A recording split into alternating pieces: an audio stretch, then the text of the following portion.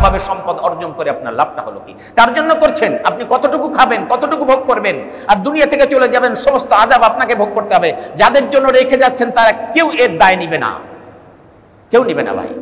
কার জন্য করতেছেন আপনি?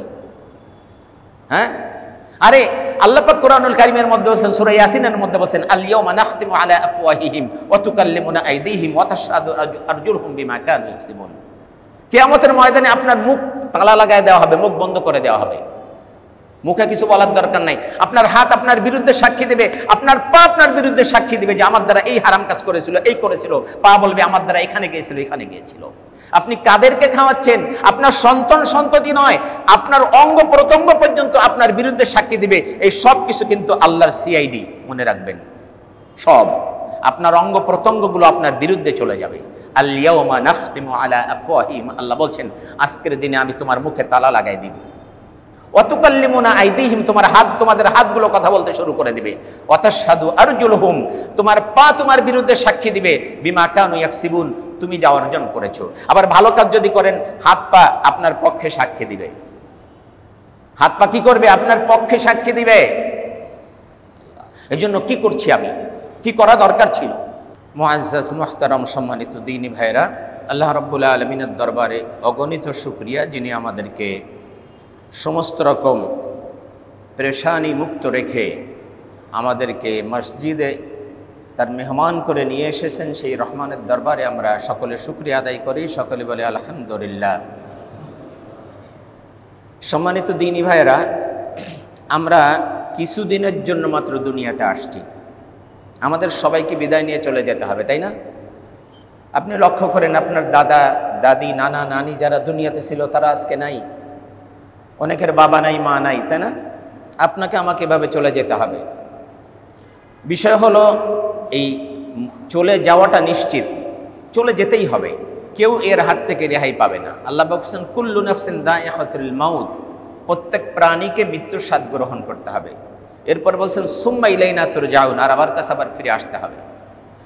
শুধু যদি এমন হতো যে আপনি মরে গেলেন, মাটির সাথে মিশে গেলেন, তাহলে কোনো কথা ছিল না। ইট ড্রিঙ্কস অ্যান্ড বি মেরি, খাও দাও ফুর্তি করো, যেভাবে ইচ্ছা আপনার জীবন আপনি পরিচালনা করতে পারতেন আপনার ইচ্ছা মতো। কিন্তু আল্লাহ বলছেন সুম্মা ইলাইনা তুরজাউন, আবার আমার কাছে ফিরে আসতে হবে। এখানেই অনেক কোশ্চেন রয়েছে। আল্লাহর কাছে ফিরে যেতে হবে, জীবনের হিসাব পাই পাই করে বুঝে দিতে হবে, একেবারে পাই টু পাই বুঝে দিতে হবে। এজন্য আমাদের সতর্ক হওয়া দরকার যে আমি জীবন কিভাবে পরিচালনা করছি। বলছিলাম মৃত্যু আপনার জন্য নিশ্চিত। আপনার জীবনে অনেক কিছু ঘটবে না, অনেক আশা, অনেক আকাঙ্ক্ষা আপনার বাস্তবায়িত হবে না, কিন্তু মৃত্যু হবে। এটা তো আমরা সবাই বিশ্বাস করি। কিন্তু আশ্চর্যের বিষয় হলো, এত নিশ্চিত একটা বিষয় কখন হবে সেটা সবচেয়ে অনিশ্চিত, আনসার্টেন। কখন হবে আমি জানি না। জীবনের সবচেয়ে নিশ্চিত একটা বিষয়, কিন্তু কখন হবে এটা সবচেয়ে অনিশ্চিত, আমরা কেউ জানি না। এই জন্য মৃত্যুর জন্য সবসময় প্রস্তুত থাকা, এটা হলো বুদ্ধিমানের কাজ। সবসময় মৃত্যুর জন্য প্রস্তুত থাকা, তাই না হলে আপনার রবের দরবারে আপনি যখন যাবেন কি জবাব দিবেন? আল্লাহ বলছেন সুম্মা ইলাইনা তুরজাউন, আবার আমার কাছে ফিরে আসতে হবে। এই জন্য মৃত্যুর জন্য প্রস্তুত থাকাটা আমাদের জন্য বুদ্ধিমানের কাজ হবে। আমরা যেন সবসময় আল্লাহ রাব্বুল আলামিনের সামনে ভালো মানুষ হিসেবে উপস্থিত হতে পারি, সেই চেষ্টা আমাদেরকে করা। এই জন্য আল্লাহ বলছেন কাইফা তাকফুরুনা বিল্লাহ, কিভাবে তোমরা আল্লাহর কথাকে অস্বীকার করছো, আল্লাহর নাফরমানি করছো, কুফরি করছো, আল্লাহর অবাধ্য হচ্ছ কিভাবে? অকুনতুম আমওয়াতান ফাআহইয়াকুম, অথচ তুমি নির্জীব ছিলে, তোমার জীবনের কোনো অস্তিত্ব ছিল না। ছিল নাকি? আপনি আমি কিছুই ছিলাম না। আল্লাহ বলছেন তোমার জীবনের কোনো অস্তিত্বই ছিল না, আমি আল্লাহ তোমাকে জীবন দিয়েছি। জীবনের মধ্যে সর্বোত্তম জীবন দিয়েছি, সর্বোত্তম। গাছের জীবন আছে, মাছের জীবন আছে, পাখির জীবন আছে, তাই না? কিন্তু আল্লাহ পাক বলছেন আমি তোমাকে উত্তম জীবন দান করেছি। ফাআহইয়াকুম, সর্বোত্তম জীবন। ওয়ালাকাদ কাররামনা বানি আদম, আল্লাহ বলছেন আদম সন্তানকে আমি সম্মানিত করেছি সবার উপরে। ফেরেশতাদের চেয়েও মূল্যবান জীবন আপনাকে দেওয়া হয়েছে। আল্লাহু আকবার। সুম্মা ইউমীতুকুম, আল্লাহ বলছেন এরপরে আবার আমি তোমাকে মৃত্যু দিব, আমি তোমাকে মৃত্যু দিব। সুম্মা ইউহয়িকুম, অতঃপর আবার তোমাকে আমি পুনর্জীবিত করব। সুম্মা ইলাইহি তুরজাউন, তার কাছেই তোমাকে ফিরে যেতে হবে। সুতরাং আল্লাহ বলছেন, কত লজিক্যাল কথাটা। আল্লাহ বলছেন যার ইচ্ছায় তুমি দুনিয়াতে আসছো, যার ইচ্ছায় তোমাকে চলে যেতে হবে, যার ইচ্ছায় আবার তোমাকে উঠতে হবে, তার কাছে জীবনের হিসাব পাই পাই করে বুঝে দিতে হবে কোন সাহসে কোন যুক্তিতে তার কথাকে অমান্য করে চলছে। আমাদের একটু হিসাব মিলাই দেখা দরকার। একটু পরে এখান থেকে আপনাকে আমাকে চলে যেতে হতে পারে। হয়তো আজকের সূর্যাস্ত আমরা কেউ না দেখতে পারি, এখানে অনেক আছে হয়তো আজকে সূর্যোদয় নাও দেখতে পারি, ঠিক কিনা? এতটা নিশ্চিত, এতটা আনসার্টেন হলো আপনার আমার জীবন। আমরা যে জুমার নামাজ পড়তে আসছি, এই জুমার নামাজটা পড়তে পারবো কিনা এটাও তো আমরা কেউ জানি না, তাই না?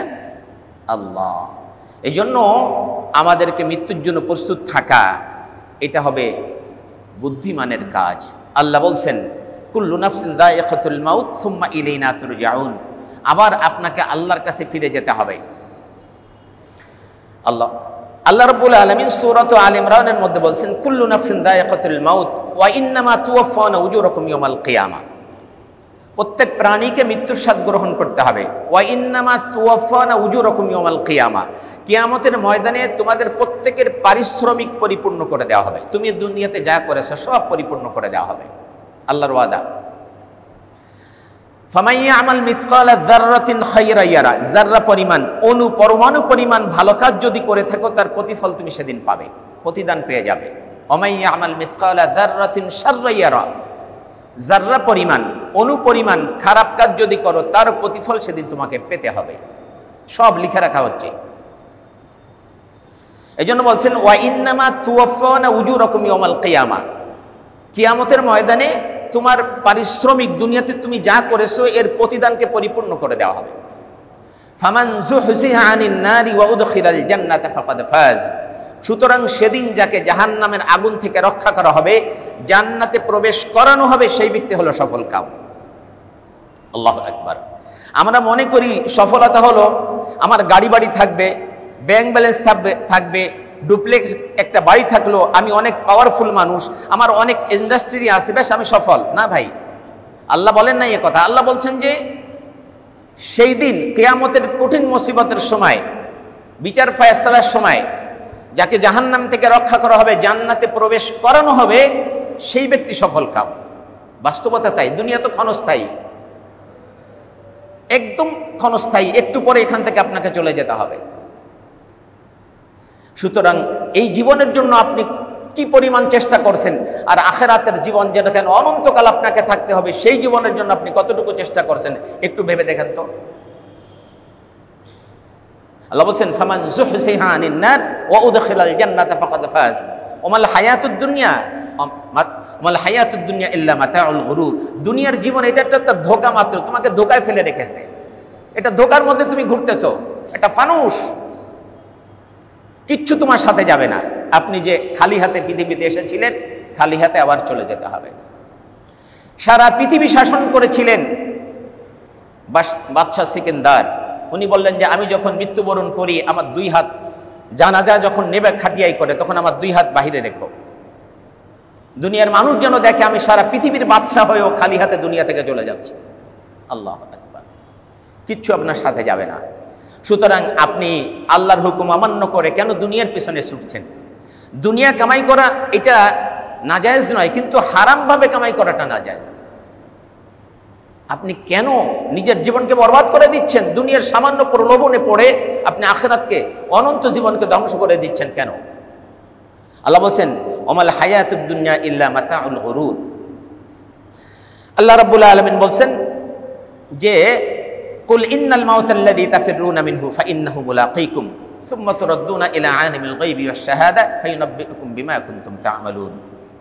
সূরাতুল জুমআ আয়াত নম্বর 8। আল্লাহ বলছেন কুল, হে রাসূল আপনি বলে দিন আপনার উম্মতদেরকে, ইন্নাল মাউতাল্লাযী তাফিররুনা মিনহু ফাইন্নাহু মুলাকীকুম, যে মৃত্যু থেকে তুমি পলায়ন করছো, সেই মৃত্যু তোমার সাথে অবশ্যই সাক্ষাৎ করবে। আপনি যতই পলায়ন করেন পালিয়ে থাকতে পারবেন না, যেখানেই যান না কেন মৃত্যু আপনাকে গ্রাস করবেই করবে। সুম্মা তুরাদ্দুনা ইলা আলিমিল গায়বি ওয়াশ শাহাদা, অতঃপর তোমাকে উপস্থিত করা হবে, ফিরিয়ে নেওয়া হবে কোথায়? আলিমিল গায়বি ওয়াশ শাহাদা, সেই সত্তার কাছে যিনি প্রকাশ্য অপ্রকাশ্য সবকিছু জানেন, তার কাছে তোমাকে আবার ফিরিয়ে নেওয়া হবে। হ্যাঁ, ফাউনাব্বিউকুম বিমা কুনতুম তা'মালুন, আর তিনি সেদিন সব বলে দিবেন তুমি দুনিয়াতে কি কি করেছিলে, সব প্রকাশ করে দিবেন আল্লাহ। সুতরাং মৃত্যুর জন্য প্রস্তুত থাকাটা এটা হলো আমাদের জন্য জরুরি। আপনি কি নিয়ে যাচ্ছেন দুনিয়া থেকে, কি আপনার পাথেও আছে, পরবর্তী জিন্দেগির সম্বল কতটুকু অর্জন করেছেন? খালি দুনিয়া দুনিয়া দুনিয়া করে পাগলের মতো ছুটতেছেন, আখিরাতকে ভুলে গিয়েছেন।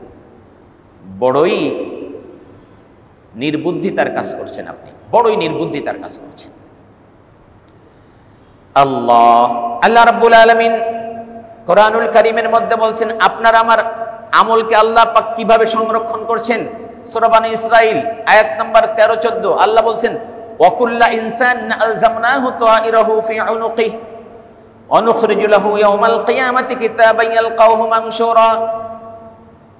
সূরা আম্বিয়ার মধ্যে বলছেন ওয়ানাদাউল মাওয়াজিনাল কিসতা লিয়াউমিল কিয়ামা, কিয়ামতের ময়দানে আল্লাহ রাব্বুল আলামিন ন্যায় বিচারের মানদণ্ড স্থাপন করবেন।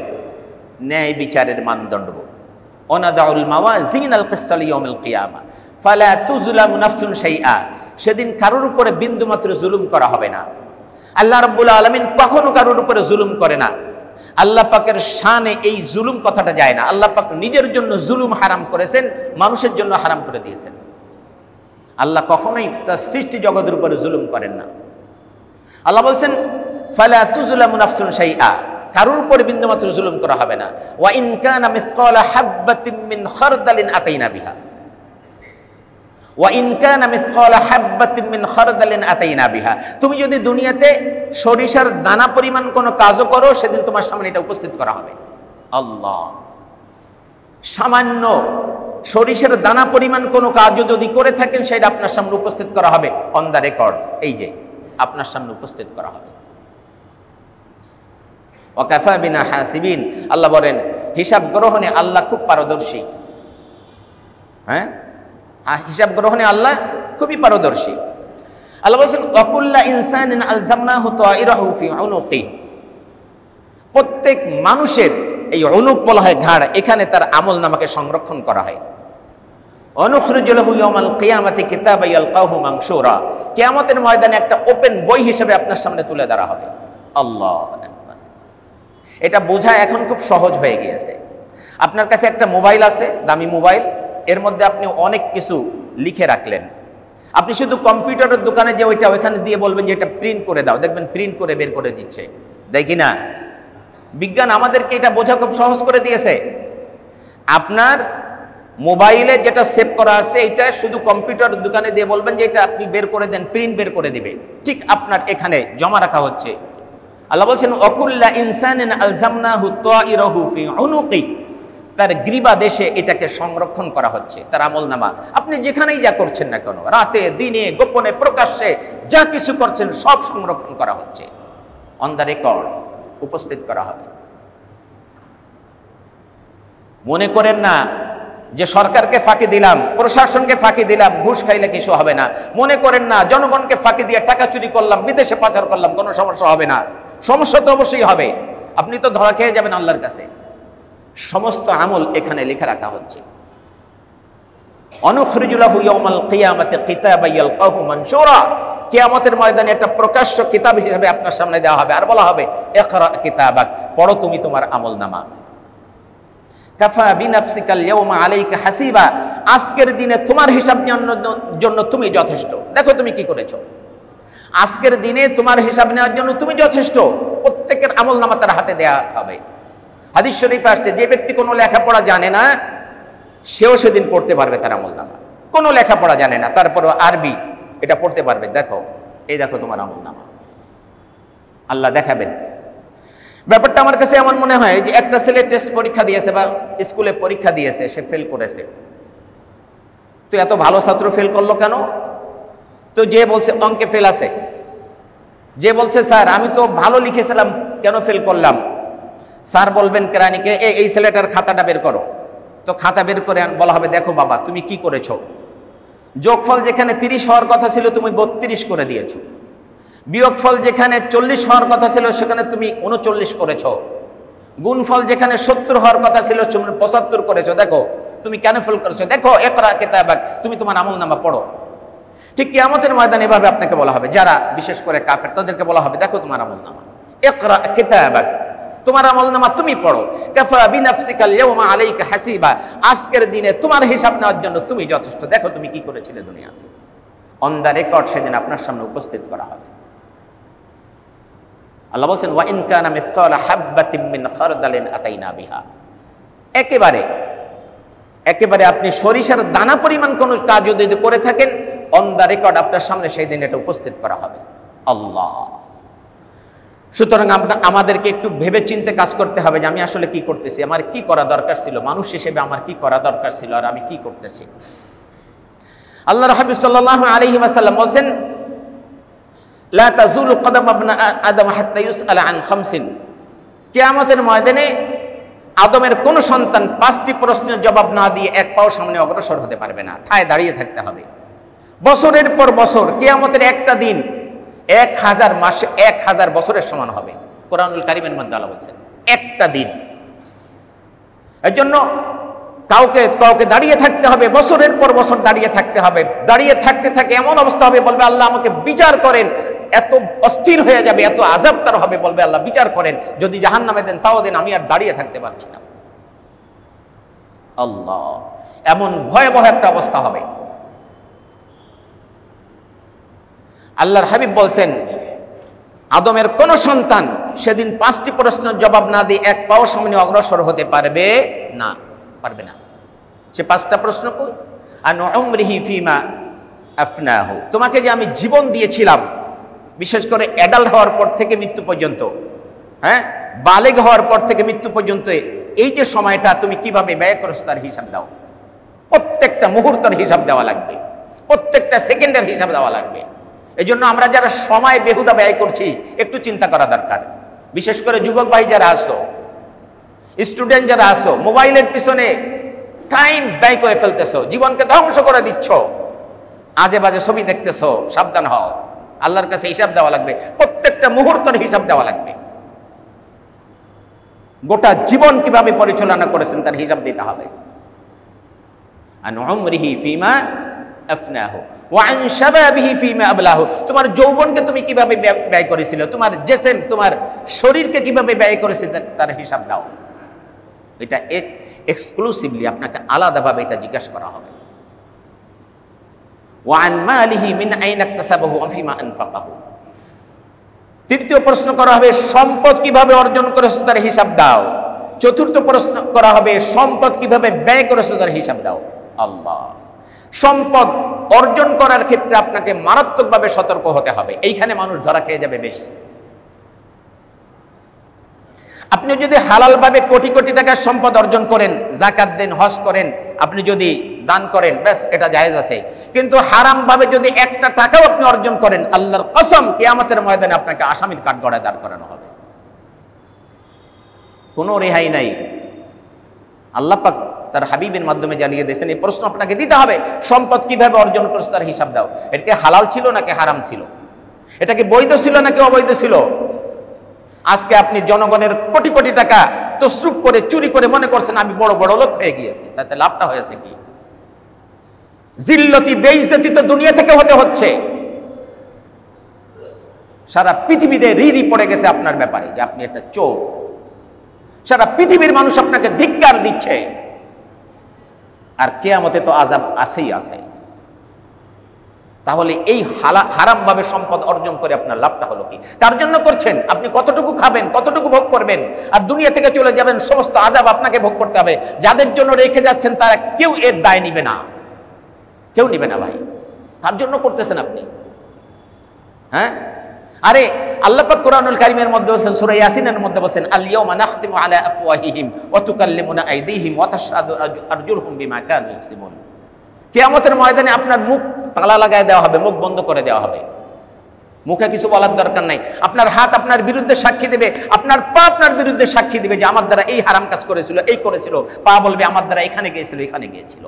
আপনি কাদেরকে খাওয়াচ্ছেন? আপনার সন্ততি নয়, আপনার অঙ্গ প্রত্যঙ্গ পর্যন্ত আপনার বিরুদ্ধে সাক্ষী দিবে। এই সব কিছু কিন্তু আল্লাহর সিআইডি, মনে রাখবেন। সব আপনার অঙ্গ প্রত্যঙ্গগুলো আপনার বিরুদ্ধে চলে যাবে। আল ইয়াউমা নাখতিমু আলা আফওয়াহিহিম, আল্লাহ বলছেন আজকের দিনে আমি তোমার মুখে তালা লাগাই দিব। ওয়া তুকাল্লিমুনা আইদিহিম, তোমাদের হাতগুলো কথা বলতে শুরু করে দিবে। ওয়া তাশহাদু আরজুলুহুম, তোমার পা তোমার বিরুদ্ধে সাক্ষী দিবে। বিমা কানু ইয়াকসিবুন, তুমি যা অর্জন করেছো। আবার ভালো কাজ যদি করেন হাত পা আপনার পক্ষে সাক্ষী দিবে। হাত পা কি করবে? আপনার পক্ষে সাক্ষী দিবে। এজন্য কি করছি আমি, কি করা দরকার ছিল? আল্লাহর হাবিব বলছেন 3 নম্বর প্রশ্ন হলো তুমি সম্পদ কিভাবে অর্জন করেছো তার হিসাব দাও, হিসাব কিন্তু দিতে হবে। 4র্থ প্রশ্ন করা হবে সম্পদ কিভাবে ব্যয় করেছো তার হিসাব দাও। ব্যয়ের খাতটাও বৈধ হতে হবে। যত্রতত্র আপনি সম্পদ ব্যয় করতে পারেন না। এই সম্পদের মূল মালিক হলো আল্লাহ। মূল মালিককে আপনার কাছে কিছুদিন শুধু আমানত রাখা হয়েছে। এই জন্য তো আমরা দেখি আজকে যে বাদশা কালকে সে ফকির, আছে কিনা এরকম? আজকে ফকির কালকে বাদশা, এটা এটা ঘুরতে থাকে দেখবেন। এটা শুধু আপনার কাছে আমানত রাখা হয়েছে। আল্লাহ বলছেন ইন্নামা আমওয়ালুকুম ওয়া আওলাদুকুম ফিতনা, তোমার সম্পদ তোমার সন্তান তোমার জন্য পরীক্ষা। আমি দিয়ে পরীক্ষা করতেছি তুমি কিভাবে ব্যয় করো। এই জন্য সম্পদ ব্যয় করতে হবে ভালো পথে। 5ম প্রশ্ন করা হবে ওমা আমিলা ফিমা আলিমা, তোমাকে যে জ্ঞান দিয়েছিলাম সেই জ্ঞান অনুযায়ী কতটুকু ভালো কাজ তুমি করেছো, জ্ঞান অনুযায়ী কি কাজ তুমি করেছো তার হিসাব দাও।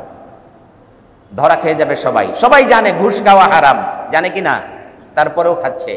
সবাই জানে যে নামাজ না পড়লে গুনাহ হবে, নামাজ না পড়লে কুফরি, এটা কুফরি। আল্লাহর হাবিব বলেছেন প্রত্যেক ওয়াক্ত নামাজ কাজা করতেছেন, প্রত্যেক ওয়াক্তে কুফরি করতেছেন। আল্লাহর হাবিব বলেছেন মান তারাকা সালাতা মুতাআম্মিদান ফাকাদ কাফার, যে ব্যক্তি ইচ্ছাকৃত নামাজ ছেড়ে দিয়ে সে কাফের হয়ে গেল। কোন কোন ইমাম বলছেন যে এটা সে আসলে কাফের হয়ে যাবে। ইমাম আবু হানিফা রাহমাতুল্লাহ আলাইহি সহ অনেক ইমাম বলেছেন না, কাফের হবে না, তবে সে কুফরি করতেছে, প্রত্যেক ওয়াক্তে কুফরি করতেছে। আপনি জানেন যে সুদের মতো জঘন্যতম অপরাধ পৃথিবীতে খুব কম আছে, এরকম নিকৃষ্টতম অপরাধ, তারপরে আপনি সুদের সাথে আছেন। ব্যাংক বলেন, বিমা বলেন, সুদের সাথে আছেন। আপনি জানেন তারপরে এই কাজগুলি করছেন। এটার হিসাব দিতে হবে যে যতটুকু জানতে তার আমল তুমি কতটুকু করেছো। আপনি জানেন গীবত করা যায় না, শিকায়ত করা যাবে না, জুলুম করা যাবে না, তারপর আপনি করতেছেন। হিসাব আল্লাহর কাছে দিতে হবে। আল্লাহ, এই জন্য ভাই এই 5টি প্রশ্নের জবাব দেওয়ার জন্য আপনি আমি কতটুকু প্রস্তুত আছি নিজেকে একবার একটু প্রশ্ন করি তো। একেবারে একা আপনি যখন রাতে ঘুমোতে যান একটু চিন্তা করেন যে আমি কবরের মধ্যে আছি, কেউ আমার সাথে নাই। আল্লাহ, একটু হিসাব করে দেখবেন।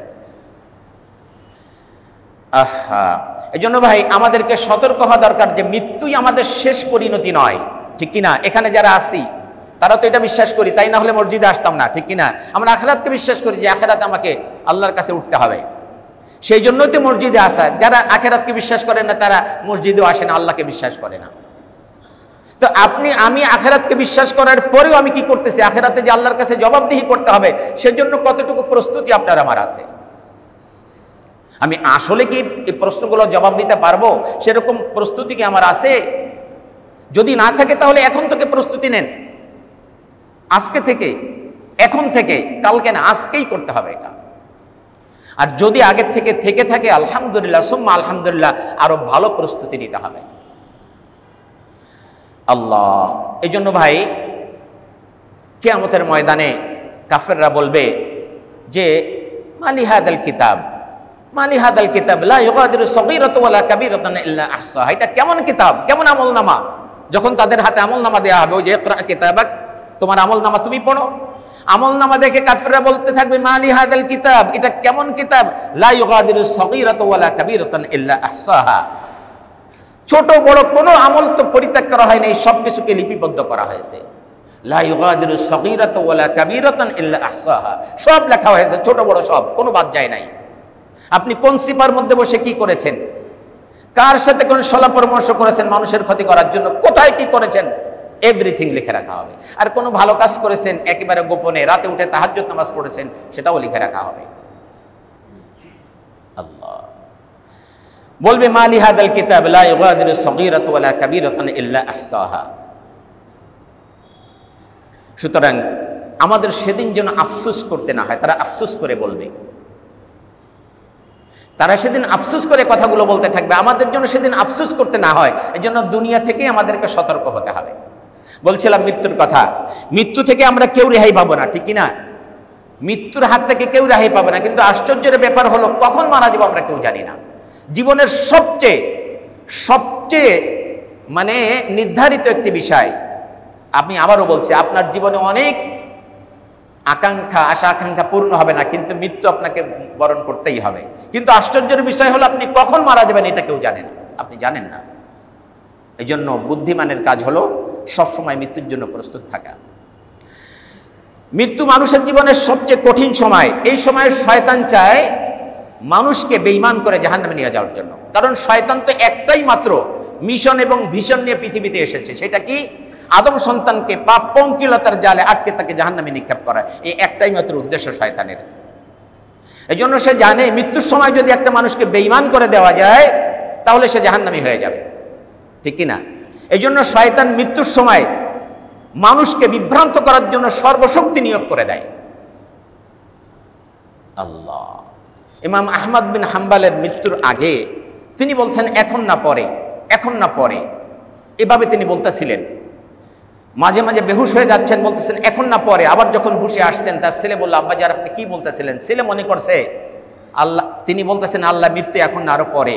তো এটা তো একটা খারাপ কথা। ছেলে বলতেছে আব্বাজান কি শেষ পর্যন্ত এই দিকে চলে যাচ্ছে, খারাপের দিকে চলে যাচ্ছে?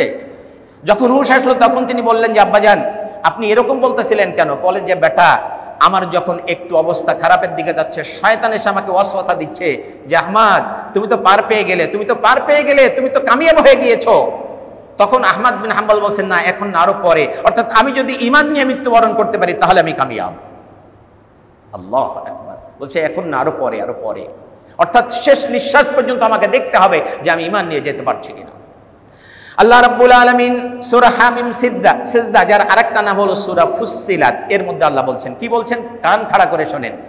ইন্নাল্লাযীনা ক্বালু রাব্বুনাল্লাহু সুম্মা ইসতাকামু তাতানাজ্জালু আলাইহিমুল মালাঈকাতু আল্লা তাখাফু ওয়া লা তাহজানু ওয়া আবশিরু বিল জান্নাতিল্লাতী কুনতুম তুআদুন। ইন্নাল্লাযীনা ক্বালু রাব্বুনাল্লাহ সুম্মা ইসতাকামু, যে ব্যক্তি বলে আমার রব হলেন আল্লাহ আর এই কথার উপরে সে অটল থাকে, অবিচল থাকে। এর অনেক তাফসীর আছে। মূল কথা হলো ইন্নাল্লাযীনা ক্বালু রাব্বুনাল্লাহ, যে ব্যক্তি বলে আমার রব হলো আল্লাহ, এটার মানে হলো আল্লাহর উপরে ঈমান আনা। সুম্মা ইসতাকামু, আর এর মানে হলো পুরোপুরি শরীয়তের উপরে চলা, আল্লাহর আদেশ নিষেধ মেনে চলা। ইসতাকামু, এর উপরে অটল থাকা, অবিচল থাকা। এর তাফসীরে অনেকে অনেক কথা বলেছেন। ওমর ইবনে আল খাত্তাব রাদিয়াল্লাহু আনহুর কথাটা আমার কাছে খুব চমৎকার মনে হয়েছে। তিনি বলেছেন এর মানে হলো, এর অর্থ হলো, ওর তাফসীর হলো যে তুমি আল্লাহর উপর ঈমান এনে আল্লাহর আদেশ নিষেধ জীবনের প্রতিটি ক্ষেত্রে মেনে চলবে। এর থেকে শ্রীগালের মতো বের হয়ে যাওয়া, এদিক সেদিক পথ খুঁজবে না। এটার নাম হলো সুম্মা ইসতাকামু। শ্রীগালকে আটকায় রাখলে দেখছেন খালি বেরোনোর জন্য চেষ্টা করে। ওমর রাদিয়াল্লাহু আনহু বলছেন যে এরকম ইসলামের গণ্ডি থেকে বের হয়ে যায়, ভিন্ন পথ খোঁজার তুমি চেষ্টা করবে না। এটার নাম হলো ইসতাকামু, পরিপূর্ণ অটল থাকা। যদি আপনি থাকেন এরকম, আপনি আল্লাহকে রব হিসেবে মেনে নেবেন। রবের চারটা অর্থ, চারটা বৈশিষ্ট্য থাকতে হয়। আপনারা জানেন তো, আমি আগে বলেছি। ক্রিয়েটর, সাস্টেইনার, প্রোটেক্টর, ওনার। ক্রিয়েটর যিনি সৃষ্টি করেছেন, সাস্টেইনার যিনি আপনাকে লালন পালন করছেন, হ্যাঁ, প্রোটেক্টর যিনি আপনাকে সমস্ত ব্যাপারে রক্ষণাবেক্ষণ করছেন, ওনার যিনি আপনার মালিক। গোটা দুনিয়াকে তিনি সৃষ্টি করেছেন, যেমনিভাবে আপনাকে সৃষ্টি করেছেন। গোটা আসমান জমিনকে তিনি সৃষ্টি করেছেন, আর সে আজিম থেকে শুরু করে সব তিনি সৃষ্টি করেছেন। সব কিছুকে তিনি লালন পালন করতেছেন, সব কিছু তিনি রক্ষণাবেক্ষণ করছেন, তিনি সব কিছুর মালিক। এই জন্য রব্বুল আলামিন বলছেন ইন্নাল্লাযীনা ক্বালু রাব্বুনাল্লাহ, যে ব্যক্তি বলবে আমার রব হলেন আল্লাহ, সুম্মা ইসতাকামু, এই কথার উপরে অটল থাকবে। যে ব্যক্তি এই কথা স্বীকার করে নেবে আমার রব হলেন আল্লাহ, তিনি আমাকে সৃষ্টি করছেন, তিনি আমাকে লালন পালন করছেন, তিনি আমাকে রক্ষণাবেক্ষণ করছেন, তিনি আমার মালিক, সুতরাং এই ব্যক্তি আর কখনো খারাপ কাজের কাছে যাবে না। কারণ জানে আমার মালিক, তিনি আমার লালন পালনের দায়িত্ব নিয়েছেন, আমি কেন এদিক সেদিক যাব? আমার লালন পালনের দায়িত্ব তো আমার রবের হাতে রয়েছে, কেন আমি খারাপ পথে যাব? তিনি আমার দায়িত্ব নিয়েছেন। আল্লাহ। ইন্নাল্লাযীনা ক্বালু রাব্বুনাল্লাহু সুম্মা ইসতাকামু, যে ব্যক্তি বলে আমার রব আল্লাহ আর এই কথার উপর সে অটল থাকে, অবিচল থাকে। তাতানাজ্জালু আলাইহিমুল মালাঈকা, আল্লাহ বলেন তার জন্য ফেরেশতা অবতীর্ণ করা হবে, ফেরেশতা অবতীর্ণ করা হবে। তাফসীরের মধ্যে এসেছে অনেকগুলো তাফসীর, আমি সংক্ষেপে বলছি। বিশেষ করে 3 সময় তার কাছে ফেরেশতা আসবে।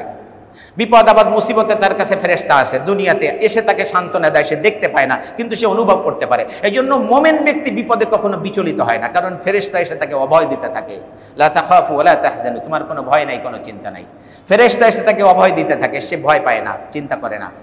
মোমেন ব্যক্তি কখনো বিপদ আপদ মুসিবতে পেরেশান হয় না। দেখবেন আল্লাহ বলছেন সুম্মাস্তাকামু তাতানাজ্জালু আলাইহিমুল মালাইকা, তার জন্য ফেরেশতা অবতীর্ণ করা হয় বিশেষ করে 3 সময়, যখন সে মৃত্যুবরণ করে, জীবনের সবচেয়ে বিপদ আপদের সময়, সবচেয়ে কঠিন সময় ফেরেশতারা তার কাছে আসে, সে দেখতে পায়। আল্লাহু আকবার।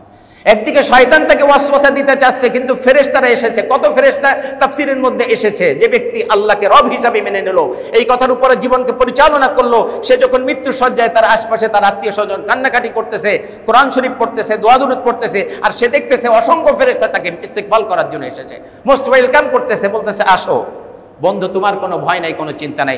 কতদূর দেখতে পায়? যতদূর পর্যন্ত দেখতে পায় ততদূর পর্যন্ত সে ফেরেশতাদের থেকে দেখতে পায়। এত ফেরেশতা তার জন্য আছে। তাতানাজ্জালু আলাইহিমুল মালাইকা, আল্লাহ বলেন আমি তার জন্য ফেরেশতা অবতীর্ণ করব। ফেরেশতারা বলে আল্লাহ তাখাফু ওয়া লা তাহজানু, তোমার কোনো ভয় নাই, কোনো চিন্তা নাই। তুমি ভয় পাচ্ছ, অনন্ত পথে যাত্রা করছো, কোনো ভয় নাই বন্ধু। বন্ধু বলতেছে নাহনু আউলিয়াউকুম ফিল হায়াতিদ দুনিয়া ওয়া ফিল আখিরাহ, তুমি দুনিয়াতে আমরা তোমার বন্ধু, আখিরাতেও তোমার বন্ধু, কোনো ভয় নাই বন্ধু। আরে বন্ধুর পরিচয় তো বিপদে, সবচেয়ে বড় বিপদে ফেরেশতারা তার বন্ধু হয়ে এসেছে। আল্লাহ বলছেন তাতানাজ্জালু আলাইহিমুল মালাইকাতু আল্লা তাখাফু ওয়া লা তাহজানু ওয়া আবশিরু বিল জান্নাতিল্লাতী কুনতুম তুআদুন। ফেরেশতারা বলে বন্ধু তোমার কোনো ভয় নাই, কোনো চিন্তা নাই, বরং তুমি সেই জান্নাতের সুসংবাদ গ্রহণ করো যেই জান্নাতের ওয়াদা আল্লাহ করেছেন। আল্লাহ তো ওয়াদা করেছিলেন তুমি যদি আমাকে রব হিসাবে মেনে নাও, আমার কথার উপরে চলো, আমার নিষেধগুলো মেনে চলো, আমি তোমার জান্নাত দিব। এই জান্নাতের সুসংবাদ ওই ব্যক্তি দুনিয়া থেকে পেয়ে যাবে। ফেরেশতারা তাকে জান্নাতের সুসংবাদ দিয়ে দিবে। আল্লাহ কি চাই? আপনি কি চান তাহলে? দুনিয়া, এই সামান্য দুনিয়া, এর জন্য আখিরাতকে বরবাদ করে দিচ্ছেন? আপনার মতো মানে বিবেকহীন মানুষ খুব কম পাওয়া যায়, যে ব্যক্তি আখিরাতকে বরবাদ করে দুনিয়ার জন্য আখিরাতকে বরবাদ করে দিচ্ছে, তার চেয়ে অবিবেচক মানুষ আর কে হতে পারে? আল্লাহ এখানেই শেষ নয়, ফেরেশতারা বলছে নাহনু আউলিয়াউকুম ফিল হায়াতিদ দুনিয়া ওয়া ফিল আখিরাহ ওয়া লাকুম ফিহা মা তাশতাহি আনফুসুকুম ওয়া লাকুম ফিহা মা তাদউন। দুনিয়াতে তোমার বন্ধু, আখিরাতে তোমার বন্ধু, তুমি সেই জান্নাতে যাবে যেখানে তুমি যা চাইবে তাই পাবে, আমরা তোমার সাথে আছি। ওই জান্নাতে যখন আপনি প্রবেশ করবেন, আল্লাহর পক্ষ থেকে ঘোষণা করা হবে নুজুলাম মিন গফুরির রহিম, এটা তোমার মহান ক্ষমাশীল, এটা তোমার রহমানুর রহিম, গফুরুর রহিম আল্লাহর পক্ষ থেকে তোমার জন্য গিফট, তোমার জন্য মেহমানদারি। আল্লাহ ফেরেশতারা 3 সময় আসবে, যখন আপনার মৃত্যু হবে তখন আপনার কাছে আসবে, যদি আপনি এই কন্ডিশনের উপরে চলতে পারেন। যখন আপনাকে কবরে নামানোর পরে ফেরেশতারা এসে আপনাকে উঠাবে, প্রশ্ন করবে, তখনই রহমতের ফেরেশতারা আবার আসবে। আবার যখন আপনাকে ঘুম পাড়িয়ে রাখা হবে কবরের মধ্যে, জান্নাতের সাথে একটা সম্পর্ক তৈরি করে দেওয়া হবে, এরপরে পুনরুত্থান যখন করা হবে তখন আবার এই ফেরেশতারা আপনার কাছে এসে বলবে বন্ধু তোমার কোনো ভয় নাই, কোনো চিন্তা নাই, চলো তোমাকে জান্নাতে আমরা পৌঁছে দেব। আপনি কোন জীবন চান? এবার চিন্তা করেন, আপনি কোনটা চান? মৃত্যুকে আমরা স্মরণই করি না, অথচ যেটা অবধারিত ঘটবেই। এই জন্য আল্লাহর হাবিব বলেছেন যে আকসিরু যিকরা হাযিমিল লাযাতিল মাউত, হ্যাঁ, জীবনের সমস্ত স্বাদ আস্বাদন বিনাশকারী এই মৃত্যুকে বেশি বেশি স্মরণ করো। মৃত্যুকে যদি বেশি বেশি স্মরণ করেন তাহলে গুনাহ থেকে বেঁচে থাকতে পারবেন। আল্লাহ। ওমর বিন আব্দুল আজিজের একটা কথা আমার মনে পড়েছে, তিনি বলছেন তুমি যখনই কোনো জানাজায় যাবে সেখান থেকে এই সবক গ্রহণ করো যে এর পরের জানাজাটা তোমার হবে। ঠিক না? আমরা জানি না আসলে আমার জানাজা কখন হবে। আমি আজকে যার জানাজা পড়লাম, একটু পরেই অন্য মানুষ হয়তো আমার জানাজা পড়বে। এই জন্য এক কবি খুব আফসোস করে বলেছেন কদম সুয়ে মারকাদ নজর সুয়ে দুনিয়া কেদার যা রাহা হায় কেদার দেখতা হায়। কবি বলছেন তুমি রওনা দিছো কবরের দিকে আর তাকিয়ে আছো দুনিয়ার দিকে, তুমি তো যাচ্ছ কবরের দিকে, ঠিক কি না? আপনি প্রত্যেক কদমে কদমে এগিয়ে যাচ্ছেন কবরের দিকে। আপনি কাউন্ট করেন বা না করেন, আপনি হিসাব করেন বা না করেন, আপনি তো কবরের দিকে এগিয়ে যাচ্ছেন। আপনাকে যখন দুনিয়াতে পাঠানো হয়েছে একটা সময় নির্ধারণ করে দেওয়া হয়েছে, 60 বছর, 70 বছর, 75 বছর, 72 বছর, এরপরে চলতেছেন, দুনিয়ায় চলতেছেন, প্রত্যেক কদমে কদমে আসলে কবরের দিকে এগিয়ে যাচ্ছেন। এই জন্য কবি বলছেন কদম সুয়ে মারকাদ নজর সুয়ে দুনিয়া, যাচ্ছ কবরের দিকে, তাকিয়ে আছো দুনিয়ার দিকে। আচ্ছা, এই যে সামনে যে রাজপথ আছে, এখানে হাঁটার সময় আপনি যদি পিছনের দিকে তাকায় সামনের দিকে যান, আপনার রক্ষা আছে? আপনি হয়তো ডিভাইডারের সাথে ধাক্কা খাবেন, আপনি হয়তো ম্যানহোলের মধ্যে পড়বেন, ড্রেনে পড়বেন, অথবা গাড়ি এসে আপনাকে অ্যাক্সিডেন্ট করে দেবে। কোন বুদ্ধিমান ব্যক্তি পিছনের দিকে তাকায় সামনের দিকে যায় না। যারা বুদ্ধিমান তারা সামনের দিকে অত্যন্ত সতর্ক দৃষ্টি রেখে সতর্কতার সাথে পা ফেলে আগায়, এরা হলো বুদ্ধিমান। তাহলে অ্যাক্সিডেন্ট করে না। তো যাচ্ছেন কবরের দিকে, তাকায় আছেন দুনিয়ার দিকে, যাচ্ছেন কবরের দিকে, দুনিয়া নিয়ে মত্ত হয়ে আছেন, কবরের কোনো খবর নাই।